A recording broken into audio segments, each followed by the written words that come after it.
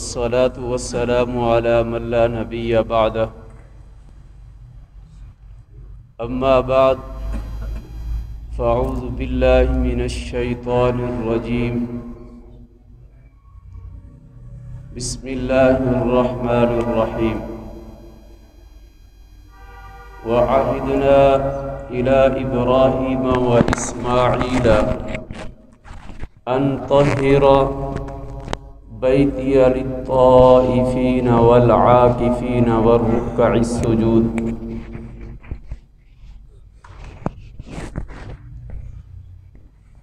وقال تعالى ولا تباشروهن وأنتم عاكفون في المساجد.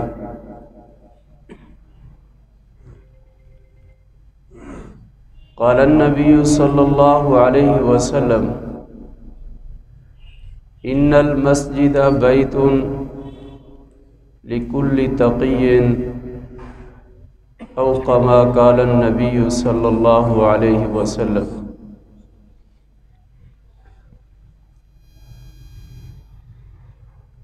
اللہ کا بہت بڑا احسان ہے، اللہ کا بہت بڑا فضل ہے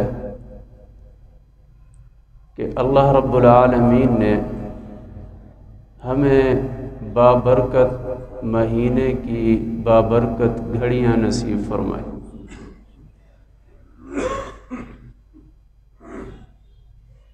اس بات پر ہم اپنے رب کا جتنی شکر ادا کریں وہ بہت کم ہے۔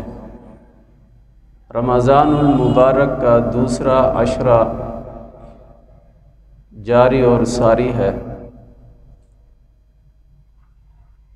اللہ کا بھیجا ہوا یہ مہمان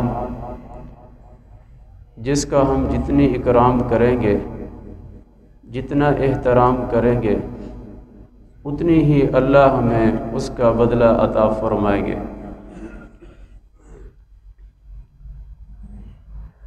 حضور صلی اللہ علیہ وسلم کا معمول تھا جب رمضان آتا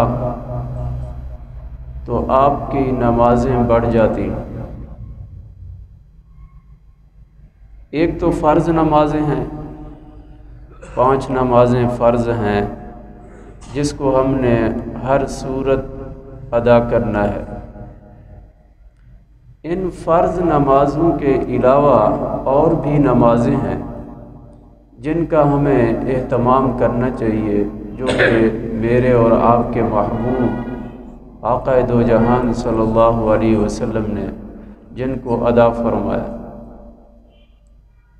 اشراق کی نماز، چاشت کی نماز، تحیۃ الوضو، تحیۃ المسجد، اوابین، تہجد کی نماز، یہ نمازیں جن کے بہت سے فضائل ہیں، جن کا بہت بڑا اجر ہے، ان نمازوں کا بھی اہتمام کرنا چاہیے۔ جو فرض نمازوں کے علاوہ نمازیں ہیں، اس لیے کہ رمضان قرآن کا مہینہ ہے۔ رمضان کثرت سے نمازیں پڑھنے کا مہینہ ہے۔ رمضان روزے رکھنے کا مہینہ ہے۔ رمضان تراویح پڑھنے کا مہینہ ہے۔ رمضان غم گساری کا مہینہ ہے۔ دوسروں کا خیال کرنا، دوسروں کی ضروریات کو پورا کرنا، یتامى مساکین کے ضروریات کا اہتمام کرنا، ان کو پورا کرنا، غم گساری کا مہینہ۔ اسی طرح رمضان اعتکاف کا مہینہ ہے۔ نماز عبادت، روزہ عبادت، صدقہ خیرات عبادت، غم گساری عبادت، قرآن کی تلاوت عبادت، تراویح عبادت، ساری عبادات، ان عبادات میں ایک اہم عبادت وہ اعتکاف ہے۔ اعتکاف نماز پڑھیں گے، جب نماز پڑھیں گے تو اس کا ثواب ملے گا، روزہ رکھیں گے، صبح سحری کرتے ہیں پھر افطاری کرتے ہیں، تو سحری سے لے کر افطاری تک کا جو پیریڈ ہے روزے کا ہے، روزے کی حالت ہے، تو اس کا ثواب ہے۔ تراویح پڑھتے ہیں مخصوص وقت میں، 20 رکعات پڑھتے ہیں، 40 سجدے کرتے ہیں، اللہ کا قرب حاصل کرتے ہیں، یہ ثواب ہے۔ تو جتنی بھی عبادات ہیں جب کرتے ہیں اس وقت اس کا اجر ملتا ہے۔ ان عبادات میں رمضان کے اندر افضل عبادت جو اللہ کے محبوب نے ہمیشہ کی ہے وہ اعتکاف ہے۔ اعتکاف ایک ایسی عبادت ہے کہ آپ سوئے ہوئے ہیں تو عبادت میں شمار، آپ بیٹھے ہیں تو عبادت میں شمار، آپ نماز پڑھ رہے ہیں تو پھر بھی عبادت، آپ روزے میں ہیں تو پھر بھی عبادت۔ یہ ایسی عبادت ہے جو ساری عبادات سے رمضان میں افضل ہو جاتی ہے۔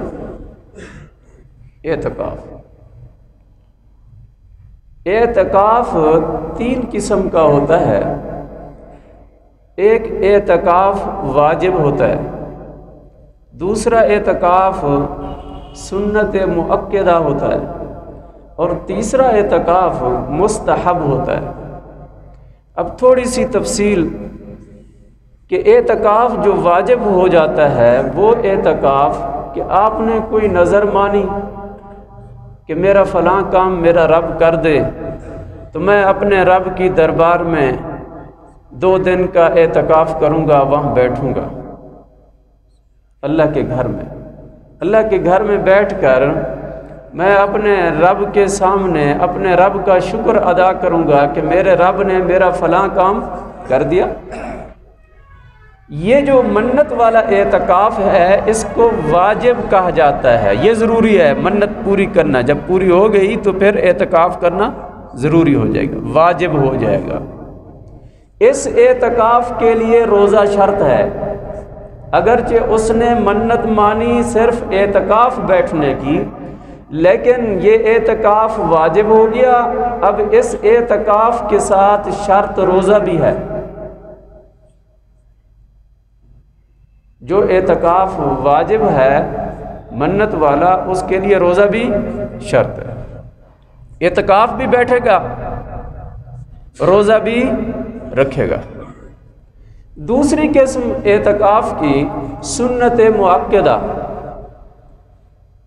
جس کو میرے اور آپ کے محبوب آقا دو جہان صلی اللہ علیہ وسلم نے اپنی مدنی زندگی میں کبھی بھی نہیں چھوڑا۔ مدنی زندگی مدینہ میں جب آئے آپ صلی اللہ علیہ وسلم، مدینہ کی کتنی سال؟ 10 سال۔ آپ نے 10 سال اعتکاف فرمایا، کوئی سال نہیں چھوڑا۔ ہاں حدیث میں آتا ہے 1 سال آپ کے آخری سال کے وصال والے سال سے پہلے آپ سفر میں تھے تو سفر میں آپ نے اعتکاف چھوڑ دیا، لیکن وصال والے سال میں آخری سال میں آپ کے عمر کے آخری سال میں آپ کے پردہ فرما جانے سے پہلے والے سال میں آپ نے پھر 10 دن کی بجائے 20 دن کا اعتکاف کیا، جو 1 سال چھوٹا تھا اس کو بھی آپ نے ادا کیا۔ اس اعتکاف کو جو رمضان کے آخری عشرے میں کیا جاتا ہے، اس اعتکاف کو سنت مؤکدہ علی الکفایہ کہتے ہیں۔ جیسے جنازہ پڑھنا فرض کفایہ ہے، فرض کفایہ کہتے ہیں ایک گھر کے 10 آدمی ہیں، اس 10 آدمیوں میں سے ایک آدمی جنازے میں چلا گیا تو سب کی طرف سے ادا ہو گیا۔ اسی طرح یہ سنت مؤکدہ علی الکفایہ اس لیے فرمایا گیا، یہ اعتکاف سنت آخری عشرہ رمضان کا آخری عشرہ کہ 20ویں رمضان کے مغرب سے پہلے اعتکاف کی نیت کر کے اللہ کے گھر میں مسجد میں آ جانا، یہ سنت مؤکدہ ہے۔ اب اس اعتکاف کے لیے بھی روزہ شرط ہے، روزہ شرط۔ سنت مؤکدہ علی الکفایہ، دو قسم ہو گئی۔ ایک اعتکاف واجب، جب وہ بیٹھیں گے تو چاہے آپ نے نیت نہیں کی روزے کی تو روزہ رکھیں گے۔ دوسرا اعتکاف کی سنت مؤکدہ، جب وہ آپ اعتکاف بیٹھیں گے تو روزہ رکھیں گے،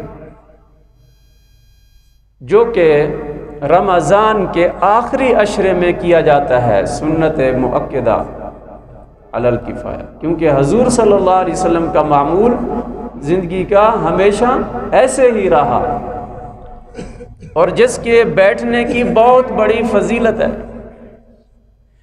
اور تیسری قسم ہے اعتکاف مستحب، جو کہ ایک دن کا نہیں، ایک دن کا بھی ہو سکتا ہے، ایک منٹ کا بھی ہو سکتا ہے، ایک منٹ کا بھی ہو سکتا ہے۔ یہ اعتکاف مستحب، آپ تشریف لائے نماز پڑھنے کے لیے، جب آپ مسجد میں داخل ہوئے تو مسجد میں داخل ہوتے ہوئے آپ نے یہ نیت کر لیں، نویت سنت الاعتکاف، آپ اعتکاف کی نیت کر لیں۔ جب تک آپ مسجد میں رہیں گے، نماز پڑھیں گے، فرض پڑھیں گے، سنت پڑھیں گے، نوافل پڑھیں گے، قرآن کی تلاوت کریں گے، جب تک آپ مسجد میں رہیں گے آپ کو باقی ذکر و اذکار عبادات کا ثواب الگ اور اعتکاف کا ثواب الگ ہوگا۔ تو اس لیے ہمیشہ جو اعتکاف مستحب ہے اس کے لیے کوئی دن مقرر نہیں ہے، پورے سال میں آپ وہ اعتکاف بیٹھ سکتے ہیں۔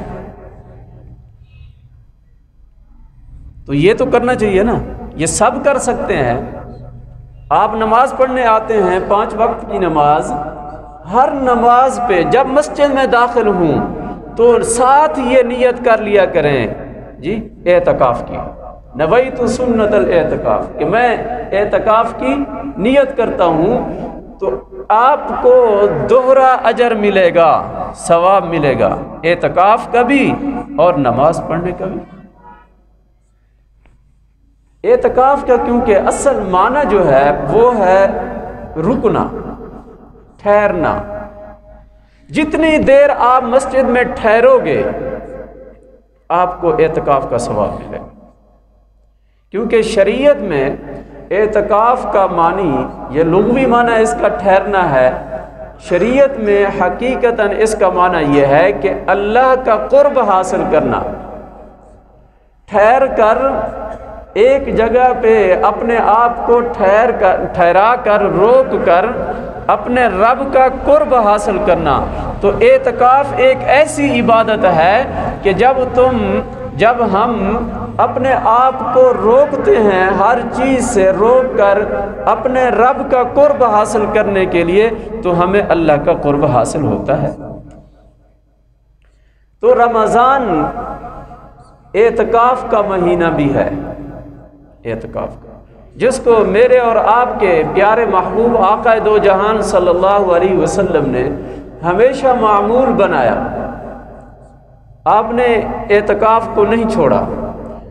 اصل وجہ یہی ہے کہ یہ عبادات کی جتنی بھی عبادات ہیں ان عبادات سے افضل اس وجہ سے ہے کہ آدمی اللہ کا مہمان بن جاتا ہے۔ جب بندہ اللہ کا مہمان ہو اور میزبان میرا رب ہو تو آپ اس کی شان تو ذرا دیکھیں، تو میرا رب تو اکرام اپنی شان کے مطابق کرے گا اپنے بندے کی، میرا رب اپنے بندے کا اکرام تو اپنی شان کے مطابق کرے گا۔ جیسے میرا رب اعلیٰ ہے تو اس کا اکرام بھی اعلیٰ ہوگا، اور اس میں سے سب سے زیادہ یہ ہے کہ جو اللہ کا قرب حاصل ہوتا ہے باقی عبادات سے اتنی قرب حاصل نہیں ہوتا اور اتنی نیکیاں نہیں ملتی جو کہ اعتکاف میں ملتی ہیں۔ وہ کیسے؟ آپ بیٹھے مسجد میں ہیں، اعتکاف کی حالت میں ہیں، کسی کا جنازہ ہوا، آپ جنازے میں شریک نہیں ہو سکتے، اعتکاف کو چھوڑ کر جنازے میں نہیں جا سکتے۔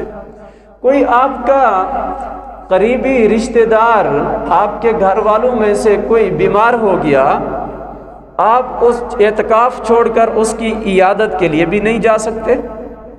حالانکہ کسی کی عیادت کرنا بہت بڑا اجر ہے، اور کسی کے جنازے میں جا کر شریک ہونا بہت بڑا اجر ہے، نیکی کا ثواب ہے۔ عیادت کرنا، کسی کی گھر سے نکلنا، ایک ایک قدم پر آدمی جب چلتا ہے کسی کی عیادت کے لیے، تو حدیث میں آتا ہے کہ گویا کہ یہ مسلمان یہ چل تو زمین پہ رہا ہے، لیکن یہ جنت میں یہ چل رہا ہے۔ جب کسی بھائی کی عیادت کے لیے انسان جاتا ہے، اتنی بڑی فضیلت ہے۔ حدیث میں آتا ہے جب ان عبادات سے، جنازے سے روک دیا گیا معتکف کو، عیادت کرنے سے روک دیا گیا معتکف کو کہ وہ نہیں جا سکتا اعتکاف کی حالت میں، اعتکاف کو نہیں چھوڑ سکتا، بغیر ضرورت کے، اپنی ضرورت اصلی کے، حاجات کے، اعتکاف کو چھوڑ کر باہر نہیں جا سکتا، تو حدیث میں ہے جو معتکف ہے اس کو بہر کی ساری نیکیوں کا اجر بغیر کیے اس کو ملتا ہے۔ یہ اللہ کا اکرام ہے کہ اللہ اپنی شان کے مطابق اپنے اس بندے کو، معتکف کو، جو اس کے گھر میں بیٹھا ہے، اللہ کے گھر میں، اللہ اس کو اس نیکیوں کا اجر بھی دیتا ہے جو وہ کرتا نہیں ہے۔ جنازہ نہیں پڑا کسی کا، لیکن اللہ نے اس کو، معتکف کو، ثواب عطا فرما دیا۔ اللہ نے حکم دے دیا کہ اس کے نامہ اعمال میں جنازہ پڑھنے کی بھی نیکیاں لکھ دو۔ اور اسی طرح کوئی بیمار ہے، یہ اس کی عیادت کے لیے معتکف نہیں گیا، یہ تو مسجد میں بیٹھا ہے، لیکن حدیث میں آتا ہے اللہ نے فرمایا کہ اس کو عیادت کرنے کا بھی ثواب مل رہا ہے، اس کے نامہ اعمال میں لکھا جا رہا ہے۔ تو یہ ایسی عبادت اس لیے افضل عبادت ہے کہ ساری نیکیاں جو بغیر دوسرے لوگ کر رہے ہیں، بغیر اعتکاف والے، اللہ وہ ساری نیکیوں کا اجر اس معتکف کو بھی عطا فرما دیتے ہیں۔ یہ وہ عبادت ہے جس کو میرے اور آپ کے محبوب صلی اللہ علیہ وسلم ہمیشہ کیا کرتے تھے۔ آپ مسجد نبوی میں اعتکاف فرمایا کرتے تھے۔ ایک مسئلہ آیا، پرچی آئی ہے کہ ہم گھر میں بھی بیٹھ سکتے ہیں۔ اعتکاف کے لیے عاقل ہونا، بالغ ہونا سنت اعتکاف کے لیے، میں نے پہلے بتایا 3 قسمیں ہیں اعتکاف کی۔ ایک اعتکاف واجب، دوسرا اعتکاف سنت مؤکدہ، جو کہ رمضان کے آخری عشرے میں بیٹھا جایا جاتا ہے۔ آخری عشرہ یہ سنت مؤکدہ علی الکفایہ ہے، اور باقی اعتکاف ہے سنت مستحب، وہ کسی وقت بھی 1 منٹ کا بھی ہو سکتا ہے۔ جو سنت مؤکدہ علی الکفایہ ہے، اس کے لیے ضروری ہے کہ آپ جگہ اللہ کا گھر متعین کریں، گھر میں نہیں بیٹھ سکتے مرد حضرات۔ کیوں؟ اس لیے کہ اللہ کے نزدیک اس کائنات میں سب سے زیادہ پسندیدہ جو جگہ ہے وہ ہے اللہ کا گھر۔ احب البلاد الی اللہ مساجدہا، اللہ کے ہاں سب سے پسندیدہ جگہ اس کائنات میں وہ جگہ ہیں جہاں اللہ کے گھر ہیں، یعنی مساجد۔ پھر ان مساجد میں جو سب سے زیادہ افضل اعتکاف ہے وہ مسجد حرام کا ہے، پھر مسجد نبوی، پھر مسجد بیت المقدس، مسجد اقصی، پھر اس کے بعد ترتیب، پھر آپ کی جامع مسجد، پھر جامع مسجد کے بعد محلے کی مسجد جس میں نمازیں ہوتی ہیں۔ آپ ایسی جگہوں پر بیٹھیں جو افضل ہیں۔ گھر میں آپ مرد حضرات اعتکاف سنت مؤکدہ نہیں بیٹھ سکتے۔ اور نہ ہی دوسرا منت والا واجب نہ وہ بیٹھ سکتے۔ بیٹھنا بھی کہاں پڑے گا؟ اللہ کے گھر مسجد میں آ کر بیٹھیں گے۔ روزہ بھی رکھنا پڑے گا، روزہ بھی ساتھ رکھنا پڑے گا۔ جو آدمی اعتکاف کے لیے آ جاتا ہے وہ اللہ کی حفاظت میں آ جاتا ہے۔ حدیث میں آئے کہ وہ اللہ اس کا ضامن ہے، کیونکہ حدیث میں ہے 3 شخص اللہ کی ضمانت میں آ جاتے ہیں۔ 3 شخص، جو آدمی گھر سے نکلتا ہے مسجد کی طرف آتا ہے یہ اللہ کی ضمانت میں ہے، اللہ اس کا محافظ ہے۔ اور جو گھر اللہ کے گھر میں آ گیا، جو اعتکاف بیٹھ گیا، وہ اللہ کا مہمان ہے، اللہ اس کا میزبان ہے، اللہ ہی اس کا محافظ ہے۔ اللہ اس کو اپنا قرب نصیب فرماتا ہے، اس لیے کہ اس نے ساری دنیا جہان کی ساری چیزوں کو چھوڑ دیا، اپنے رب کے در پہ آ گیا، بس اس نے اپنی جبھی کو جھکا دیا، اپنی آنکھوں سے آنسو نکال دیے اور اپنے رب کو منانے کے لیے اپنے آپ کو اپنے رب کے دروازے پہ چھوڑ دیا۔ تو اللہ فرماتے ہیں جو اس نے چاہا ہم نے اس کو وہی عطا فرما دیا۔ تو پہلا وہ آدمی جب گھر سے نکلتا ہے مسجد کی طرف آتا ہے تو اللہ فرماتے ہیں، حدیث میں ہے کہ یہ اللہ اس کا ضامن ہے۔ دوسرا وہ آدمی جو میدان جہاد کے لیے اپنے گھر سے نکلتا ہے، اللہ اس کا ضامن ہے، اللہ اس کی حفاظت کرتا ہے۔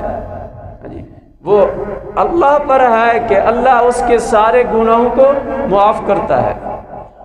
تو جو معتکف ہے، اعتکاف کرنے والا، وہ اسی کے ضمن میں آتا ہے جو اللہ کے گھر کی طرف قدم قدم پر جس کو نیکیاں ملتی ہیں، یہ اس کے ضمن میں آتا ہے۔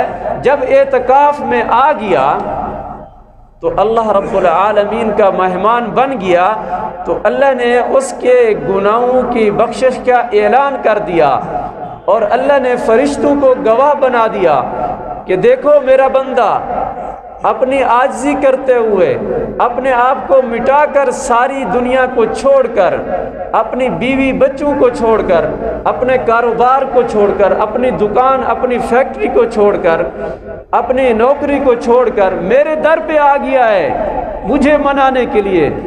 اے فرشتوں تم گواہ رہو، میں نے اس آدمی کے سارے گناہوں کو بخش دیا۔ رمضان اعتکاف کا مہینہ، آخری عشرہ آنے والا ہے،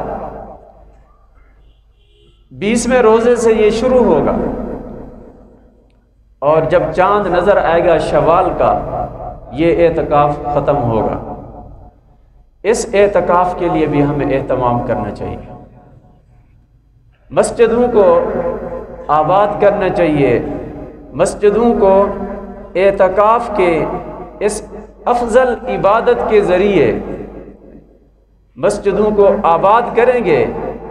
جو اللہ کے گھروں کو آباد کرتا ہے اللہ ان کے گھروں کو آباد کرتا ہے، یہ اللہ کا وعدہ ہے۔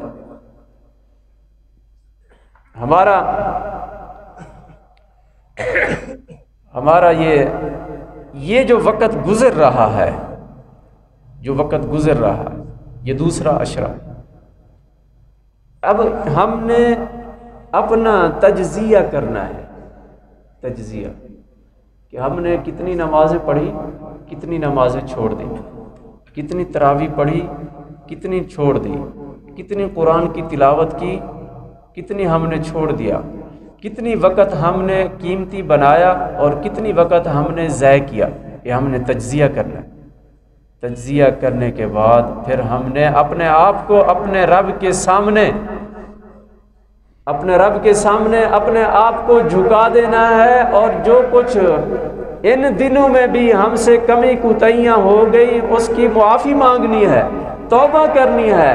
آج توبہ کا دروازہ کھلا ہے، اللہ کی رحمت کی برسات ہو رہی ہے، اللہ کی رحمت تو ڈھونڈ رہی ہے کہ کوئی بندہ آئے کہ اس کی بخشش کا ذریعہ بنے، کہ اللہ کے بندے جب اللہ کے سامنے اپنے جبین کو جھکائیں گے، توبہ کریں گے، معافی مانگیں گے، اللہ اسی وقت اس بندے کے سارے گناہوں کو معاف کرے گا۔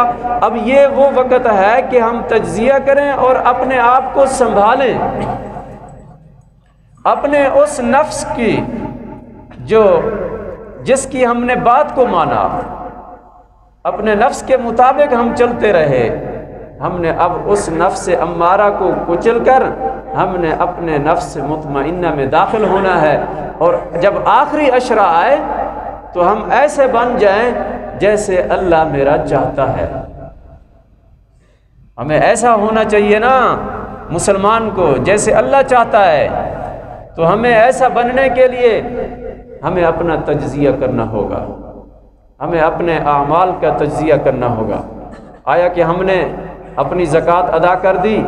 آیا کہ ہم نے روزے رکھے؟ یہ روزے ہمیں ایسی بری باتوں سے روک رہے ہیں یا نہیں؟ یا ہماری طبیعت اسی طرح ہے، کوئی تبدیلی نہیں آئی؟ تو پھر سمجھ لو جب کوئی تبدیلی نہیں آئی تو پھر سمجھ لو اللہ ہماری ان عبادات کو بھی قبول نہیں کر رہا۔ اگر اللہ ہماری عبادات کو قبول کر رہا ہے تو پھر ہمارے اندر تبدیلی آئے گی، جو ہماری خامیاں ہیں ہم اس کو دور کرنے کی کوشش کریں گے۔ جب دور کرنے کی کوشش کریں گے تو سمجھ لیں ہمیں اللہ کا قرب نصیب ہو رہا ہے، اللہ ہم سے راضی ہو رہا ہے۔ دعا فرمائے اللہ ہم سب سے راضی ہو جائے، اللہ ہم سب کو ماہ رمضان کی جو باقی جتنی دن ہیں ان کی ساری برکتیں اللہ ہم سب کو نصیب فرمائے، اللہ ہم سب کی بخشش فرمائے، اللہ ہم سب کے صغیرہ کبیرہ گناہوں کو معاف فرمائے، اللہ ہم سب کی کمی کوتاہیوں کو معاف فرمائے۔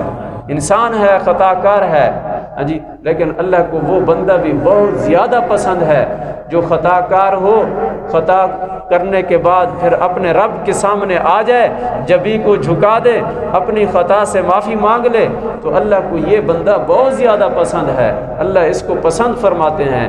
اللہ ہم سب کو ان لوگوں میں شمار ہونے کی توفیق عطا فرمائے جو توبہ کرنے والے ہیں، جو معافی مانگنے والے ہیں۔ تو ہمیں ان چیزوں کا اہتمام کرنا ہے کہ نہیں؟ اہتمام کریں گے، توبہ، استغفار، اور آنے والے اخیر عشرہ میں اعتکاف۔ اللہ ہم سب کو توفیق نصیب فرمائے۔ وآخر دعوانا ان الحمد للہ رب العالمین۔